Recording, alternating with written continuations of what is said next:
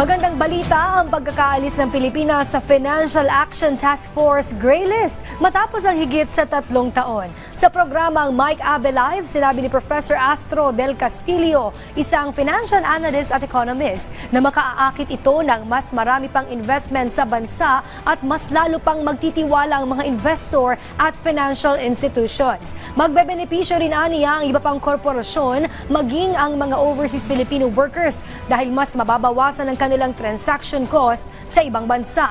Wala rin aniyang pangamba kapag nagpapadala ng pera ang mga OFW mula sa abroad patungo sa Pilipinas. Samantala, sa usapin naman ng gold reserves, may tuturing itong non-issue ayon kay Del Castillo dahil ito ay pinagtitiwalaan naman ng mga opisyal ng Bangko Sentral ng Pilipinas na magbenta ng ginto para sa pangangailangan ng gobyerno.